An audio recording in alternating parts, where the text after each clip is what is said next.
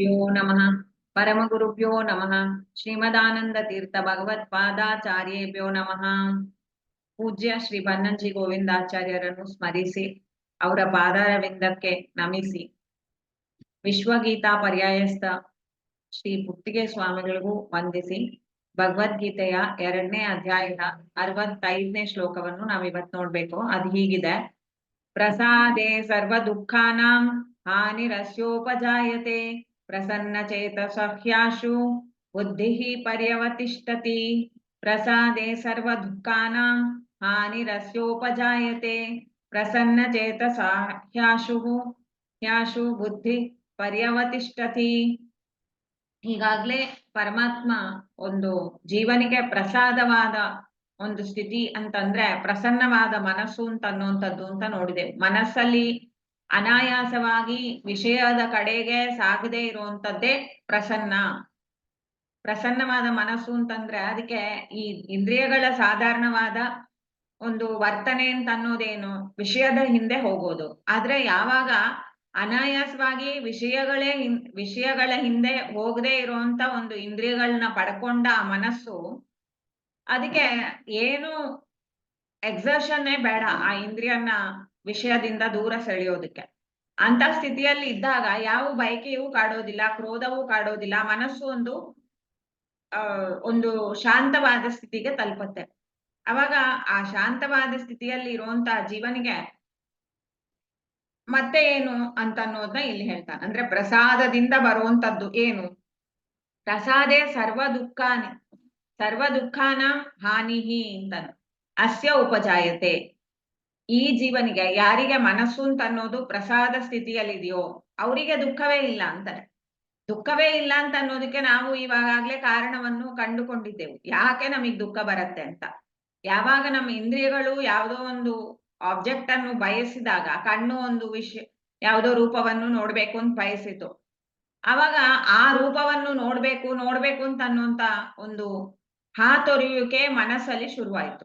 ಮನಸ್ಸು ಅಂತ ಅನ್ನೋದು ಇಂದ್ರಿಯ ಹೇಳಿದಂಗೆ ಕೇಳಕ್ ಶುರು ಮಾಡಿತ್ತು ಅಂದ್ರೆ ಅವಾಗ ಆ ಜೀವನಿಗೆ ಸಾಧನೆ ಇಲ್ಲ ಅಂತ ಅನ್ನೋದನ್ನ ಮುಂದಿನ ಶ್ಲೋಕದಲ್ಲಿ ಹೇಳ್ತಾನೆ. ಮನಸ್ಸು ಯಾವಾಗ ಇಂದ್ರಿಯನ್ನ ಕಂಟ್ರೋಲ್ ಮಾಡುವಂತ ಅಗತ್ಯವೇ ಇಲ್ದೇನೆ ಇಂದ್ರಿಯಗಳು ಎಲ್ಲಿಯೂ ಓಡಲ್ವೋ ಅಂತ ಸ್ಥಿತಿಯೇ ಪ್ರಸಾದವಾದ ಸ್ಥಿತಿ. ಆ ಪ್ರಸಾದ ಸ್ಥಿತಿಯಲ್ಲಿ ಯಾವ ಜೀವ ಇದ್ದಾರೆಯೋ ಅವರಿಗೆ ಸರ್ವ ದುಃಖ ನಾಶ. ಯಾವ ದುಃಖವೂ ಅವನಿಗೆ ಇರೋದೇ ಇಲ್ಲ, ಎಲ್ಲಾ ದುಃಖಗಳು ನಾಶ ಆಗೋಗಿರತ್ತೆ. ದುಃಖ ಅಂತ ಅನ್ನೋದು ಸ್ಟಾರ್ಟ್ ಆಗೋದೇ ನಮ್ಮ ಬಯಕೆಯಿಂದ. ಬಯಕೆ ಈಗಾಗ್ಬೇಕು ಈಗಾಗ್ಬಾರ್ದು ಅಂತ ಅನ್ನುವಂತ 2 ಬಯಕೆಗಳು. ಯಾವ್ದು ಆಗ್ಬೇಕು ಅಂತ ಅನ್ಕೊಂಡೇವೋ ಅದಾಗ್ಲಿಲ್ಲ ಅಂದ್ರೂ ದುಃಖ, ಯಾವ್ದು ಆಗ್ಬಾರ್ದು ಅಂತ ಅನ್ಕೊಂಡೇವೋ ಅದಾಯ್ತು ಅಂದ್ರೂ ದುಃಖ. ಹೀಗಾಗಿ ಈ ದುಃಖವನ್ನು ಏನು ಬಯಕೆ ಇಲ್ಲ ಹಂಗಿರ್ತಾನಲ್ಲ, ಇಂದ್ರಿಯಗಳಿಂದವೇ ಬಯಕೆ ಬರುತ್ತೆ. ಇಂದ್ರಿಯದ ಮೂಲವ ಬಯಕೆ.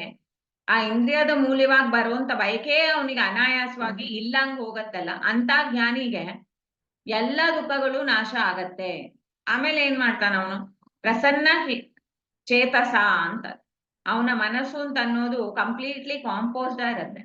ಅದೊಂದು ಸ್ಥಿಮಿತವಾದ ಸ್ಥಿತಿಯಲ್ಲಿ ಇರತ್ತೆ. ಯಾವ ಒಂದು ಪದಾರ್ಥದ ಬಗ್ಗೆ ಮನಸ್ಸು ಹರಿಯೋದಿಲ್ಲ, ಆ ಮನಸ್ಸು ಪರಮಾತ್ಮನಲ್ಲೇ ಹರಿಯೋದು ಅಂತ. ಪ್ರಸನ್ನ ಚೇತಸಃ ಯಾಹು ಹಿ ಆಶು. ಹಿ ಅಂತಂದ್ರೆ ಇದಲ್ಲವೇ ಅದು ಅಂತ ಅನ್ನೋದು. ಆಶು ಅಂತಂದ್ರೆ ಏನು ಆಶ್ಚರ್ಯ ಇಲ್ಲ, ಆ ಆಶ್ಚರ್ಯವಾಗಿರುವಂತ ಸಂಗತಿ ಆದ್ರೂ ಕೂಡ ಅದು ಈ ಜೀವನಿಗೆ ತಕ್ಷಣವೇ ಲಭ್ಯ ಆಗತ್ತೆ. ಏನ್ ಲಭ್ಯ ಆಗತ್ತೆ ಅಂದ್ರೆ ಬುದ್ಧಿ ಪರ್ಯವತಿಷ್ಠತಿ ಅಂತ. ಅವರೋಡ ಮನಸ್ಸು ಅಂತ ಅನ್ನುವಂಥದ್ದು ಭಗವಂತನಲ್ಲಿ ನೆಲೆಗೊಳ್ಳತ್ತೆ ಅಂತ. ಭಗವಂತನೇ ನೆಲೆಗೊಳ್ಳೋದಕ್ಕೆ ಅದಕ್ಕೇನು ಸಮಯವೇ ಬೇಡ. ಇವಾಗ ನಾವು ಒಂದು ಧ್ಯಾನಕ್ಕೆ ಕೂತ್ಕೊಂಡ್ರಿ, ಭಗವಂತನ ನಾವು ನೆನೆಸ್ಬೇಕು ಅಂತ ಅನ್ನುವಂತ ಒಂದು ಧ್ಯಾನ ಮಾಡ್ಬೇಕು ಅಂತ ಕೂತ್ಕೊಂಡ್ರು ಕೂಡ ಮನಸ್ಸು ಆ ಧ್ಯಾನ ಮಾಡುವಾಗ ಬೇರೆ ಯಾವುದೋ ವಸ್ತುಗಳಿಗೆ ಅದು ಓಡುತ್ತೆ.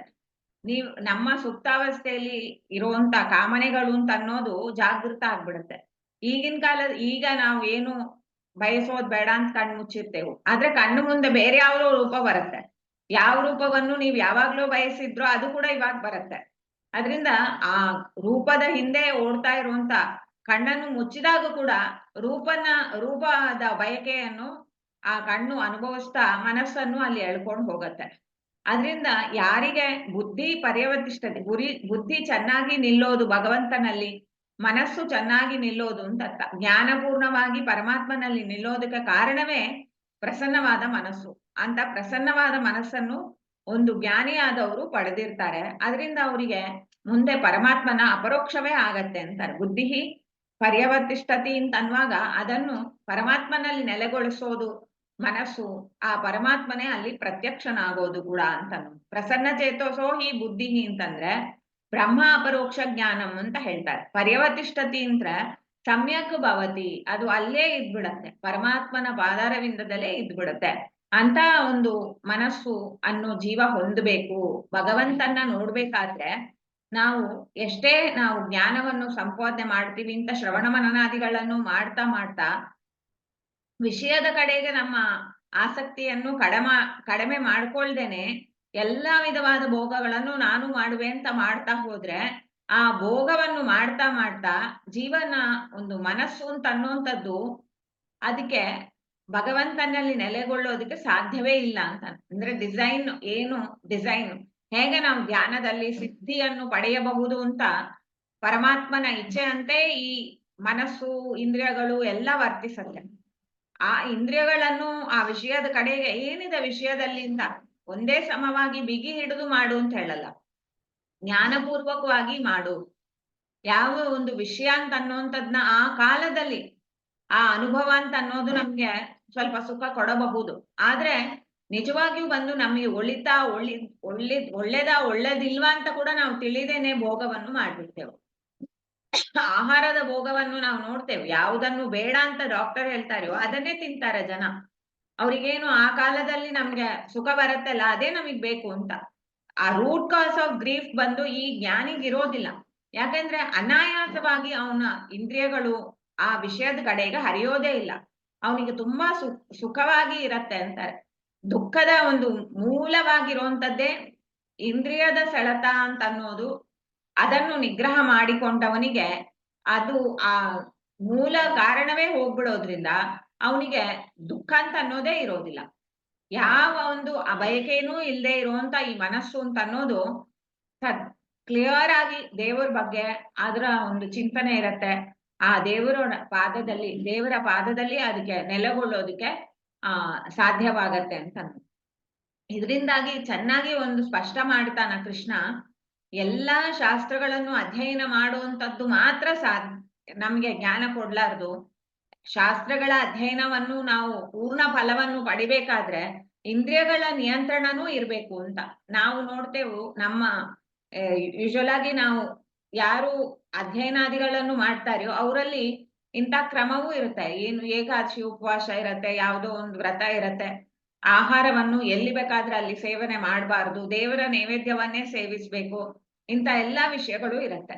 ಇದೆಲ್ಲ ಫಾಲೋ ಮಾಡ್ಕೊಂಡಿದ್ದಾಗ ಮಾತ್ರ ಇಂದ್ರಿಯ ಅಂತ ಅನ್ನೋದಕ್ಕೆ ಆ ಭೋಗ ಅಂತ ಅನ್ನೋದು ಕಮ್ಮಿ ಆಗತ್ತೆ. ಕಾಮ ಅಂತಂದ್ರೆ ಅದು ಒಂದು ಸರಿ ನಾನು ಇವಾಗ ಭೋಗ ಮಾಡ್ಬಿಡ್ತೀನಿ ಆಮೇಲೆ ಬೇಡ ಅಂತ ಅನ್ನೋಂಥದ್ನ ಅದು ಅದ್ರ ನೇಚರೇ ಅದಿಲ್ಲ. ಆ ನೇಚರ್ ಏನು ಅಂತಂದ್ರೆ ಇಂದ್ರಿಯನ ಒಂದು ಸಲ ನೀವು ಅದನ್ನ ತಿನ್ನೋದಿಕ್ ಬಿಟ್ರಿ ಅಂತಂದ್ರೆ ಅವಾಗ ಮತ್ತು ತಿನ್ನು ಅಂತ ಅನ್ನೋದೇ ಅದರ ಒಂದು ಸಹಜವಾದ ಸ್ವಭಾವ.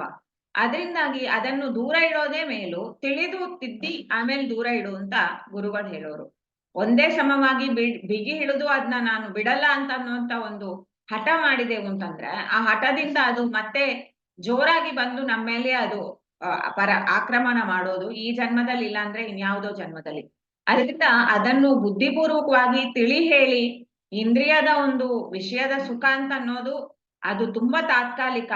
ಯಾವ ಸುಖದ ಮುಂದೆ ಅದು ಎಷ್ಟು ಎಲ್ಲಾ ಕಾಲದಲ್ಲಿಯೂ ಸುಖಪೂರ್ಣವಾಗಿ ಒಂದು ಅನುಭವ ಅಂತ ಅನ್ನೋದು ಜೀವನಿಗೆ ಬರೋದಕ್ಕೆ ಪೂರಕವಾಗಿ ಇರುವಂತದ್ದು ಇಂದ್ರಿಯ ನಿಗ್ರಹ ಅಂತ ಅನ್ನೋದನ್ನ ಚೆನ್ನಾಗಿ ಅರ್ಥ ಮಾಡ್ಕೊಂಡು ಅದನ್ನು ನಿಗ್ರಹಿಸ್ಬೇಕು ಅಂತ ಅನ್ನೋದನ್ನ ಹೇಳ್ತಾರೆ. ಇಲ್ಲಿ ಕೃಷ್ಣ ಪರಮಾತ್ಮನ ಮಾತು ಅದಿದೆ, ಬುದ್ಧಿ ಪರ್ಯವತಿಷ್ಠತಿ ಅಂತ. ಚೆನ್ನಾಗಿ ಮನಸ್ಸು ಅಂತ ಅನ್ನೋದು ಪರಮಾತ್ಮನಲ್ಲಿ ನೆಲೆಗೊಳ್ಳಬೇಕಾದ್ರೆ ಅಂತರ್ಜ್ಞಾನಿಗ ಸಾಧ್ಯ. ಯಾರಿಗೆ ಇಂದ್ರಿಯದ ಸೆಳೆತ ಸಹಜವಾಗಿಯೇ ಇರೋದಿಲ್ವೋ ಅಂತವರಿಗೆ ಇದು ಸಾಧ್ಯ ಅಂತ ಹೇಳಿ ಅದನ್ನು ಜೀವರಿಗೆ ಒಂದು ಉಪದೇಶವಾಗಿಯೂ ಕೊಡ್ತಾನ.